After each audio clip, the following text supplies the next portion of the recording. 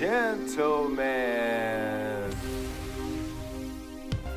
ladies and gentlemen, you're watching GEEKCASTER, everything sci-fi, fantasy, and pop culture commentary. I'm Seven, we have Drew, and we have Corey. How you guys doing today? Doing all right. Trying to stay cool. We were in the hundreds and high 90s this week, so air conditioner stayed on, and it's all right though. What's going on with you, Corey? I shaved. At least one of us We did did. the thing where we shave and then we like cut off like we look 5 to 10 years younger apparently. So Yeah. Look like a child again. this is reverse time skip. Corey is with us today. I have not touched my face in years. My face in years is weird. All right, awesome. So this show, we're doing some spoiler alerts. Is that correct? Yeah, it's been long enough. I think the embargo is ended on most of these films and shows we're going to talk about. Okay. So yeah, let's go. Awesome. All right. So let's start out with Supergirl. Didn't we do Supergirl? Well, I kind of talked about Supergirl, but I don't know if y'all saw it at the time. And I don't know Yeah, if we I did spoilers. did see that at the time. Mm-hmm. Okay. So did anything change for you, Corey, from what we said about Supergirl? Yeah, I went into it with a lot higher expectations. It was a decent watch. Everything Drew said about Lobo's character made sense. It was a weird movie, but it wasn't terrible, if that makes sense. Okay. I'm trying to remember what else Drew said about it. Well, what were you Overall- expecting before we did the show and I was expecting a Superman 2.0. Yeah. That would have been your early summation about it. You being nice, Corey. Ooh, you thought that? I partially see what you mean because I only watched the first 30 seconds of the Supergirl trailer before I'm like, all right, I'll check it out. right? Actually, no, I lied. I partially lied. I saw it in the theater with my mom last time I went to go see another movie. But I'm like, it'll be, if nothing else, like if a James Gunnified version of Supergirl with spare parts of Guardians of the Galaxy peppered in it, because that's literally Right. what you have in the film. Right. It's the spare parts of Guardians of the Galaxy made into what I think is framed as a good Supergirl, but she didn't have a very intriguing or what I would say a convincing arc. She's just kind of a schlub that doesn't care, and she's being dragged from point to point. And she could have solved all the problems if she'd just taken literally one sun bath. And then just said, okay, I'm gonna go.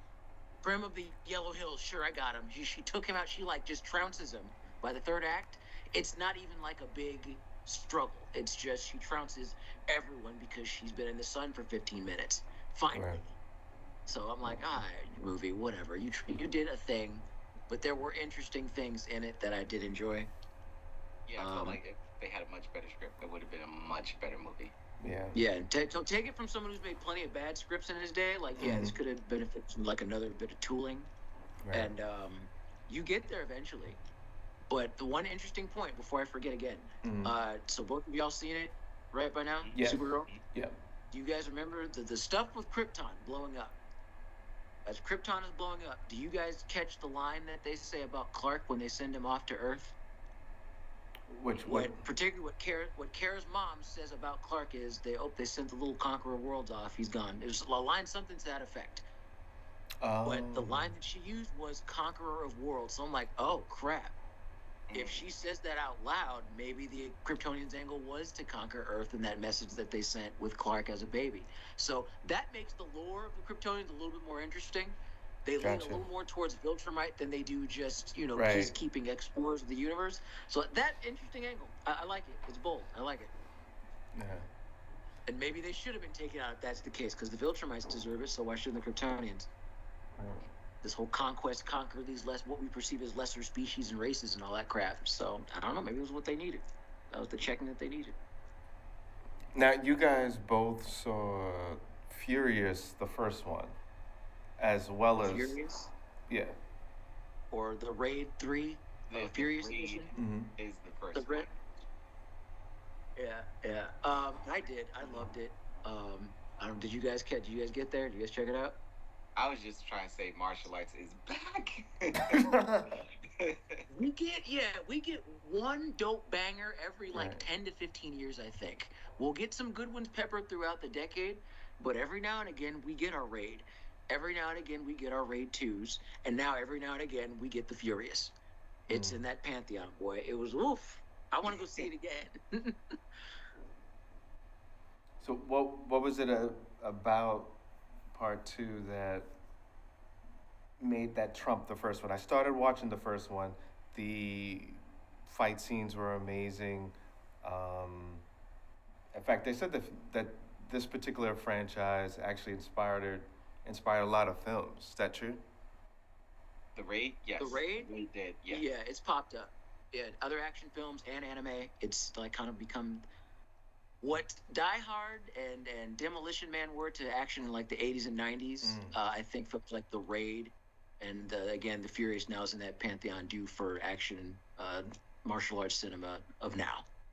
Like it's just that good.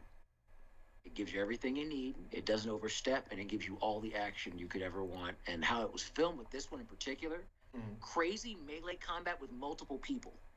You always notice in action movies, it's the one guy fighting no more than 4 or 5 guys at a time. They take that formula with this, they take that way, and they completely just did some other crap with it that's like, it's a full on, just like you get dizzy watching all the crap go on because it's well choreographed, it's clean, it's brutal, it's violent. I mean, it has everything. It's so good.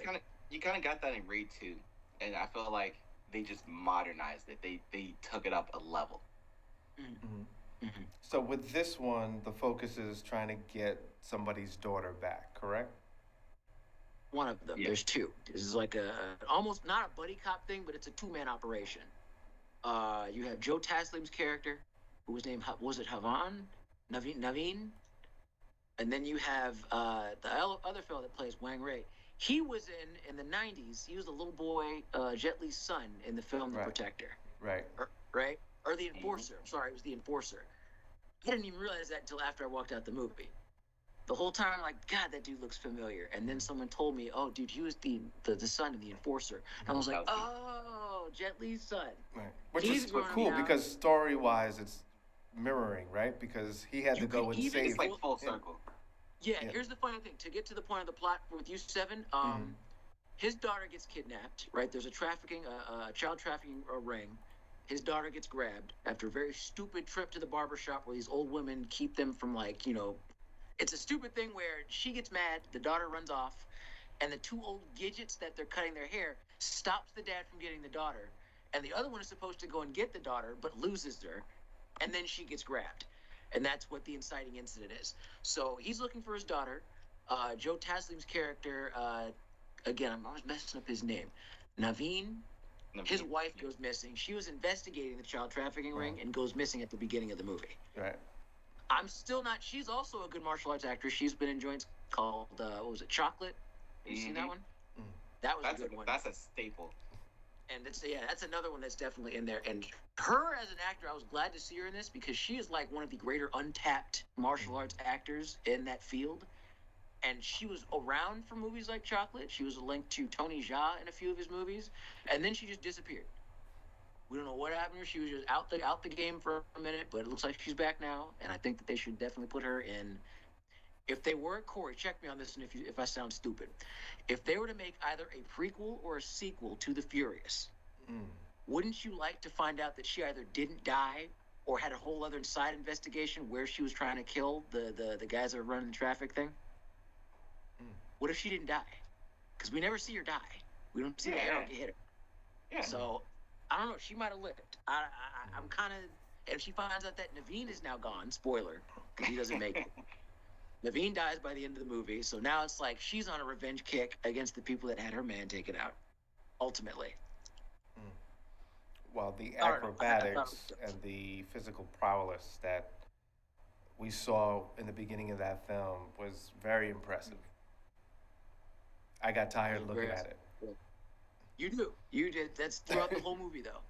That's the whole joint. That's the introduction is fierce. The chase scene when dude is they have his daughter and there's a whole chase scene.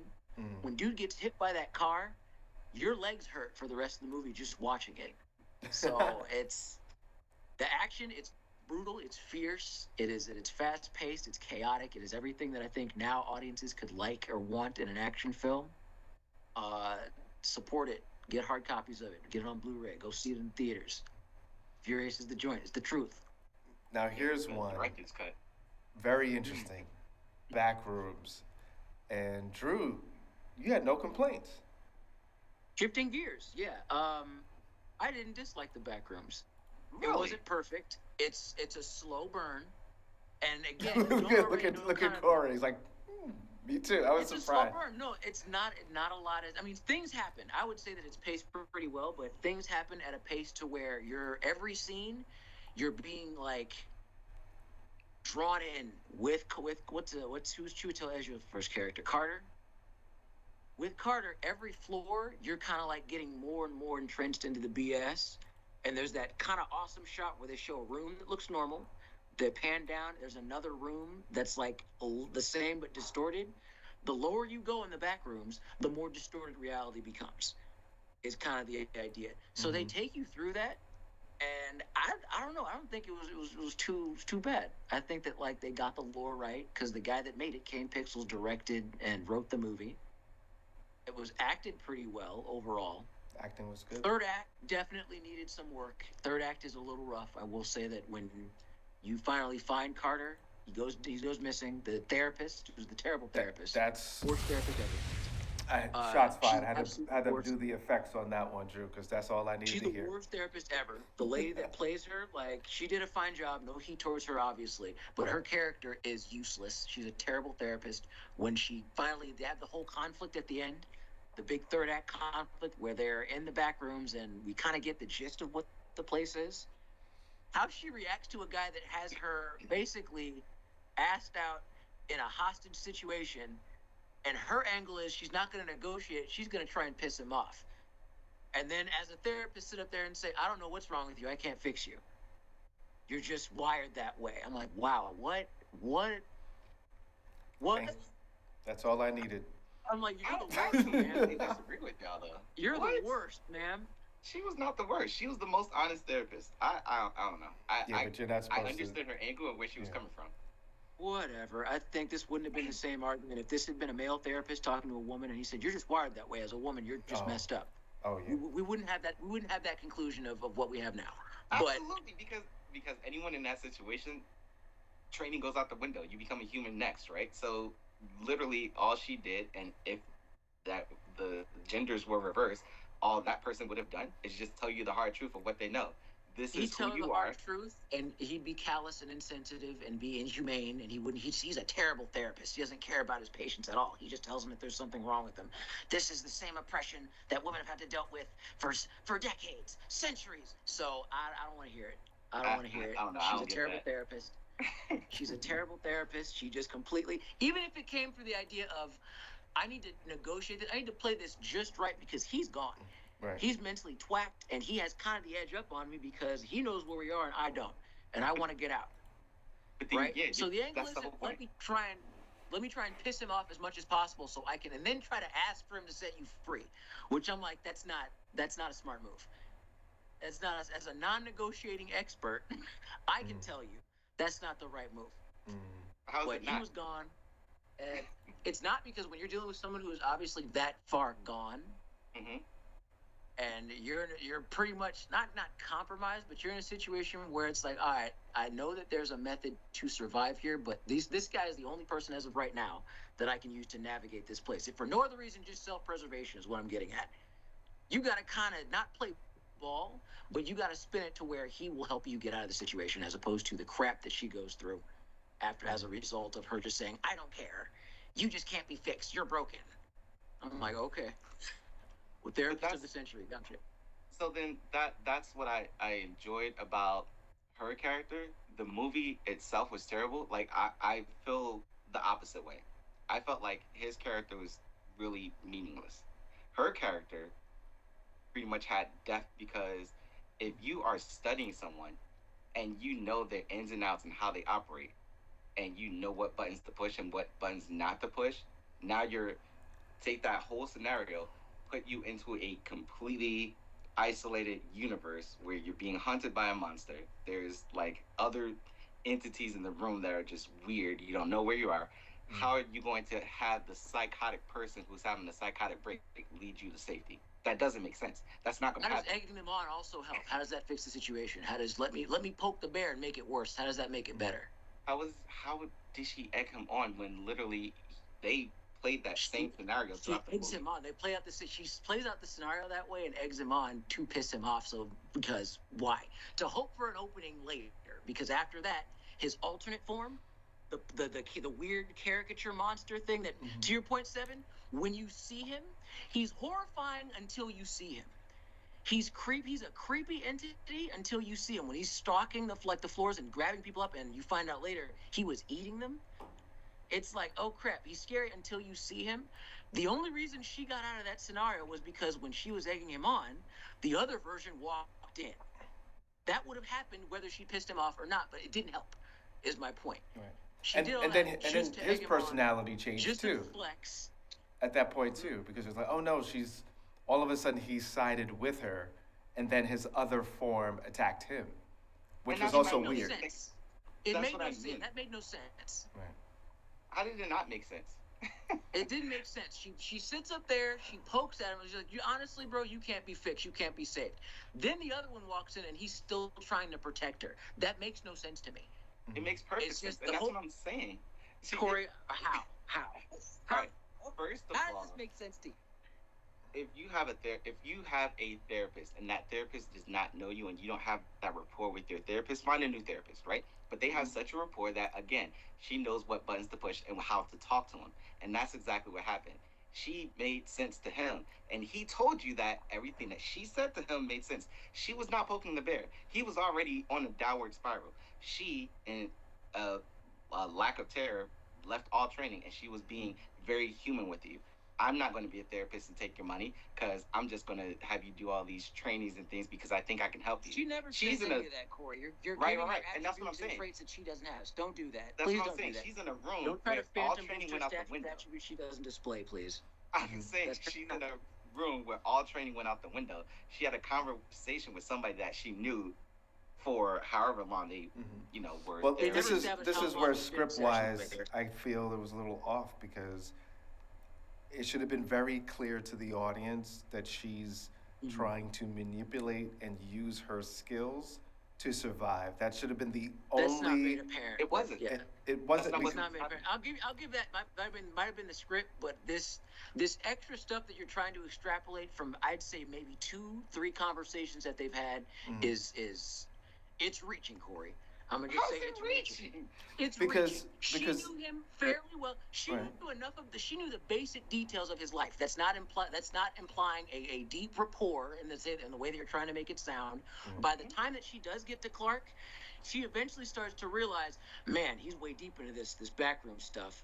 I can't fix him. Fair enough. If brutal honesty is the way that she go, and she in the throes of panic, all she really had left, her third act trump card was just, bro, you busted. I can't fix you.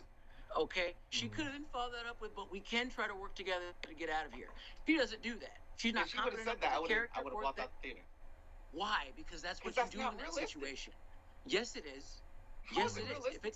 If it's someone who is an architect and knows how to navigate the back rooms, at least moderately so, you're going to at least try to use that person to your benefit. That's just basic survival stuff. I'm not going with this idea that, well, it's better to just antagonize them and then try to do it on my own because I'm so strong and competent. That's not what that character is. It's not implied.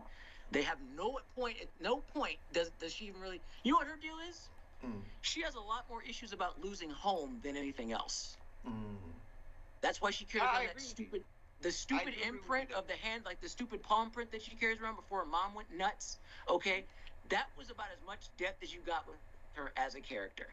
So when it came to her whole thing of, it doesn't really correlate. I guess I'm reaching with this one well, too. you know what? If you When were it to comes do to- a psychological profile on the gentleman, they alluded to hanging out, alluded to drinking, And also, if you do a psychological profile of his behavior, the character that he's portraying, it teeters on frustration and almost a little bit of violence itself. It So, was Oh yeah.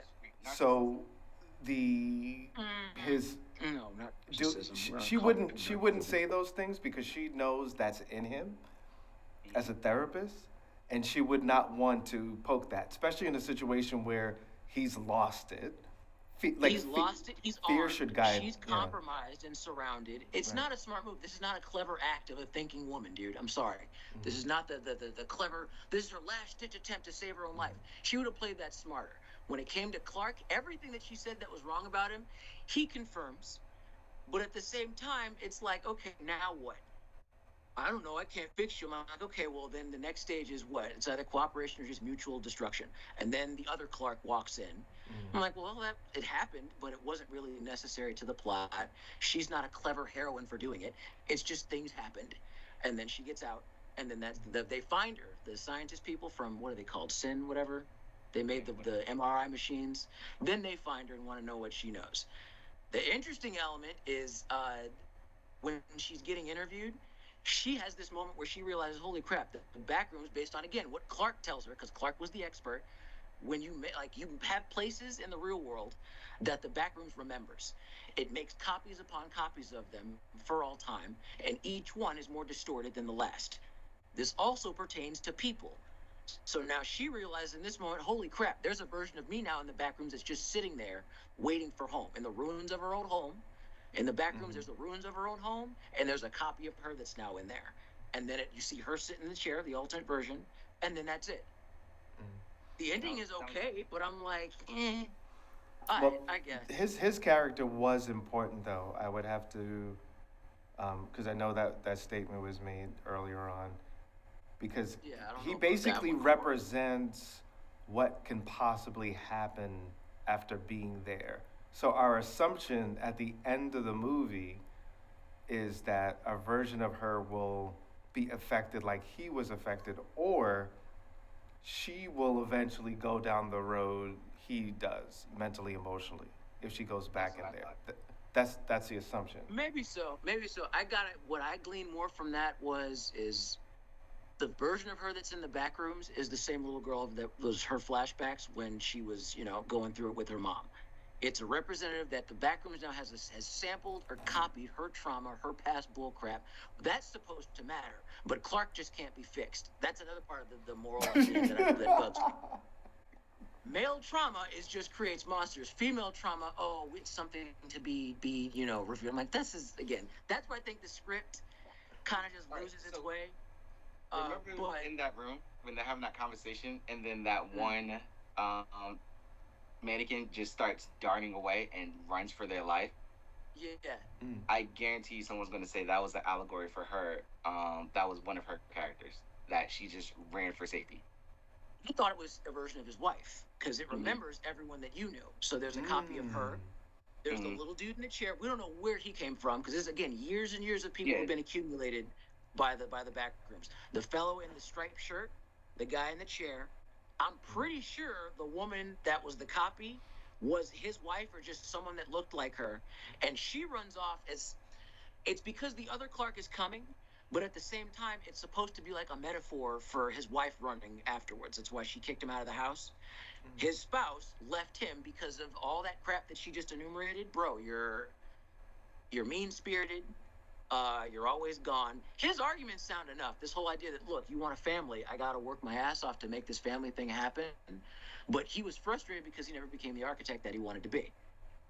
And when he starts saying, well, if you get off, I'm doing this on my own. If someone would get off their rear end and help work around here, and then the wife's angle of, like I always say, poking the bear, well, it's not my fault you didn't become an architect. Like, that has nothing to do with the point that he just made. So again, this whole angle of, yeah, she was poking the bear, because that's why the wife said that. The wife said that to piss him off because she knew it would, because that's a hot button for him. So again, Corey, Now, did the director write this as well? I'm pretty sure he did. I can double check that. I And will that's- fact check. Yeah, if you played the game, Mm-hmm. the monster in the game versus the monster in the movie, completely different. The monsters the are very different, yeah, between mediums. yeah. Oh, because The- this Kind of is like what they his. did more with the movie. This this is his artistic representation of the subculture of Backrooms, correct? Like he didn't invent it. He just made a No, movie this is based on. his joint. This is his joint. He created it. He posted it online. There's been video games and stuff made off of it. Mm. But this is like a This little, is his brainchild. his brainchild. Yeah, his own little creative foray, his world that he made, and it's interesting. But I like what they did with the film a little more than even the other media and stuff that they have online, because it clarifies that it's just a ROM that just invents things off of just what would be the term? It's like a copy of a copy, and every copy is going to be a little more dented, a little more dingy, a little more messed up, and it's just how you effectively explain how the film Us takes place. It's a Oh, realm yeah. where it's a realm of polar opposite. Eventually, you get to a realm where it's a polar opposite, where you just have copies of humans that exist in abject squalor, like how Pirate Clark was, and you have people that survive in kind of this dingy, messed up environment, and some find a way out. And Us, they finally find a way out of the back rooms. So I don't know. I think I kind of like a little more in the film as opposed to the online media. Mm. But I didn't hate it. Overall, I didn't hate it. We had a nice little debate out of it. We were yelling for a couple minutes. There was something there. Well, one thing I would say, Corey and myself were surprised that you liked it. So we both made that same face. I don't know why. Yeah, I don't know why you guys would think. I mean, certain elements of it I really do dislike. It's not a perfect film. And again, I think how they portray what irritates me at the end of the day is how they portray the psychology of the characters, because horror is about psychology, right? Yeah. Sci-fi is about humanity. Horror is about psychology, and how they just ultimately we mourn. We're supposed to mourn the therapist's trauma, but we're supposed to damn and condemn the male's trauma, Clark's trauma. He gets by the I end. would not go There's that things far. that are wrong with me, and okay, well, don't. But the fact is that's how they do it. We're supposed to mourn the doctor, her loss of home, because they demolished her house when her mom went nuts. We're supposed to care. For Clark, you just can't be fixed. You just make monsters, whatever, die. I'm like, okay, right. And then they wonder why guys don't want to be involved with therapy and stuff like that. That's why the guys whole say point. screw That it. was the whole point of the scene. That not Screw everyone is going to be healed from therapy. Not And everyone screw is that, going because to the find ingrained salvation through therapy. The ingrained misandry that is in a lot of therapy these days turns a lot of men off from even going. That's all I'm going to say. Mm. So, your trauma is your own, but we Wow. should care when it's a woman. Stop. That's not the We're gonna case. But we're gonna Okay. end right That's here. not what the film does, but okay. And for anyone All right. watching this, check out the next video. We will talk about what is this More called? spoilers? Rest. The Odyssey. Rest. Yeah. And yeah. All right. So, yep, Drew, thank you, Corey. I'm Seven. Go to geekcaster.com. You could check out different shows and articles and different things on geekcaster.com, as well as you can go to Twitch. You could go to all the other things, or on YouTube. But the best thing, just go to geekcaster.com. All the links, everything is there. Also, shout out to Gotham City Outpost. Check them out online. Go to gothamcityoutpost.com, our retail store. And if you're in town, this is the place to be. All right. All right. Thanks, guys. And we are Geekcaster.